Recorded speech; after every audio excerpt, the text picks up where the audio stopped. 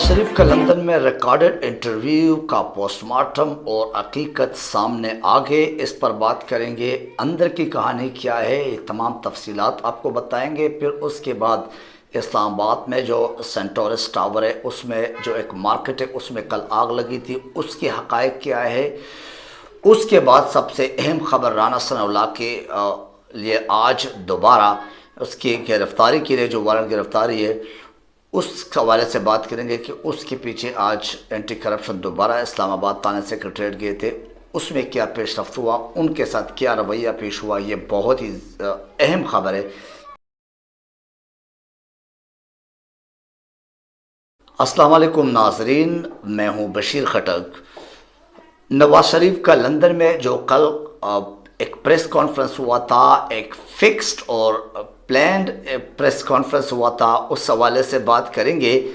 जो उसके अंदर की बातें वो आपको बताने की कोशिश करता हूँ। आज मैंने कल और परसों के व्लॉग में भी ये बातें की, लेकिन आज की बात जो है ना वो अंदर की प्लान क्या हुआ था, इनका तरीक़ाकार क्या है, तरीक़ा वारदात क्या है। जैसे मरियम नवाज़ गई, कल के व्लॉग में मैंने एक बात की थी, अगर आपको याद हो, कि मरियम नवाज़ हो और वहाँ पे साजिश ना हो, ये सवाल ही पैदा नहीं होता। वाकई औरत जब फितना बन जाए तो इससे बड़ा फितना कहीं हो नहीं सकता, ये और औरों को वो फितना कहती रहती है। बहरहाल अब देखते हैं, आपको खुद से अंदाज़ा हो जाएगा कि क्या है ये इंटरव्यू। मरियम नवाज़ के वहाँ जाने के बाद हसन नवाज़ के एक जो पर्सनल ऑफिस है, उनकी ऑफिशियल ऑफिस है, उसमें मनपसंद सहाफ़ी जो सिर्फ़ और सिर्फ यस बॉस कहने वाले सहाफ़ी थे, वहाँ के भले वो वहीं के मुकामी थे या वो पाकिस्तान से गए या वो पाकिस्तान के चैनल्स के वहाँ पे मौजूद है लोग, उनको बुलाया गया और वो सिर्फ़ और सिर्फ यस बॉस ही कहते रहते हैं और सर ये लाते हुए माशाल्लाह और इंशाल्लाह ही कहते हैं और उस पर अपने ज़िंदगी का बसर करते हैं। नवाज शरीफ की बातों पर कभी माशाल्लाह और कभी इंशाल्लाह ये कहकर बेचारे बेकारी सहाफ़त करते हैं। इनको बाकायदा बताया गया था कि जो सवालात पर्ची पे लिखी हुई है आपने वही सवालात करनी है, वही सवालात पूछने हैं। किसी ने खुद से कोई मुश्किल और हमारे बयाने के ख़िलाफ़ या जो असलियत है वो पता चलने वाले ऐसे कोई सवाल नहीं करना है। जो दिया गया है वही पूछना है, ये हुक्म है किसके, ये मलका आज़म और मरियम नवाज़ की। एनीवे सवालात भी अपने और जवाबात भी अपने, ये आप ख़ुद समझ लें कि ये वाकई इमरान ख़ान की वो बात कि ये सिर्फ़ और सिर्फ अपने अंपायर्स खड़े करके, इन न्यूट्रल अंपायर्स के साथ ये नहीं चल सकते, न कुछ कर सकते। ये अपने अंपायर खड़े करके मैच खेलते हैं और फिक्स करते हैं मैच को। एनीवे अंदर की कहानी और इनकी काबिलियत पर मबनी सियासत जो कि पिछले 75 साल से हम मासूम और गरीब पाकिस्तान पर की जा रही है, कभी NRO की सूरत में तो कभी NRO 1 तो कभी NRO 2 और कभी NRO 2 प्लस जो कि अभी चल रहा है। कभी से क्या अभी जो चल रहा है NRO 2 plus, NRO 2 grand. Anyway कि सियासत जो इदारों के साथ मिलकर इज्तिमाई तौर पर जुल्म और जबर पाकिस्तान के अवाम के साथ चलता हुआ आ रहा है। और मज़े की बात यह है कि जो यानी जो जवाबात अगर नवाज शरीफ ने अपनी बची कची अकल के मुताबिक ऐसे वैसे दिया है तो उसको रीटेक करके इन रीटेक की सूरत में दोबारा फीड करके, दोबारा एडिट करके, दुरुस्तगी करके, हमदर्दी और अपने 1965, 1971, 1965, 1971 और कारगिल के जंगों में जो इस बेचारे ने और उसके ख़ानदान ने, नवाज शरीफ और अहले शरीफ ने जितनी कुर्बानियाँ दी है वो तमाम के तमाम हमदर्दियाँ और तमाम के तमाम एहसानात अवाम के ऊपर, प्लस और जो तोपों का रुख था वो इदारों के ऊपर। तो ये तमाम आपके सामने रख रहा हूँ कि हकीकत में ऐसा ही था। तोपों का रुख इदारों की तरफ और हमदर्दियों के रुख किसकी तरफ, अवाम की तरफ, कि आप हमारे साथ हमदर्दी करें। एनीवे वो रुदात जो वो जवाबात में बता रहे थे और सवाल कोई नहीं था, एक ही फिक्स सवाल था, उस पर इजलास या कोई कॉन्फ्रेंस अगर ऐसा हो और वो लाइव बराह रास्त आज तक कर चुके हो, वो मुझे भी ज़रा बता दे ताकि मेरे भी इल्म में इजाफा हो जाए।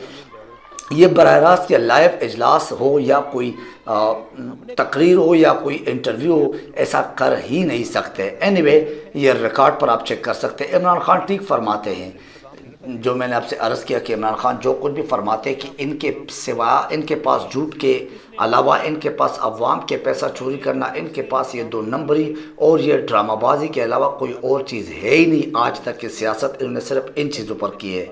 हाँ, ये सिर्फ फिक्स्ड मैचेस खेल सकते, इसके अलावा कुछ नहीं। मीडिया को रिकॉर्डिंग करने की इजाज़त भी नहीं थी। ये अपने मीडिया वाले लाए थे, अपना कैमरामैन PMLN के वहाँ के या उनके अपने जो घर के कैमरामैन थे उनको बुला के बाकायदा उनसे कराया गया। उनको यह खदशा था कि ऐसा ना हो कि कोई मीडिया वाले इसको मतलब ऐसी गलतियों के साथ ही कहीं नशर ना करे, कहीं शेयर ना करे सोशल मीडिया पे। अपने कैमरामैन से उससे रिकॉर्डिंग किए, फिर उसके बाद एडिटिंग करके पाकिस्तान के अवाम को गाय, भैंस और भेड़ बकरियाँ, हकीकत में गाय, भैंस, भेड़ बकरियाँ समझ के वो चैनल पे चलवा दिया और चलवाने का कहा गया। ऊपर से इमरान खान से इम्प्रेस होते हुए, साथ ही मज़े की बात कि इमरान खान से इम्प्रेस भी होते, इमरान खान को पसंद भी करते, इमरान खान को मानते भी है, लेकिन कहते नहीं है, क्योंकि अपना सियासत पर अपनी जो 2 नंबर है वो कैसे चलेंगे।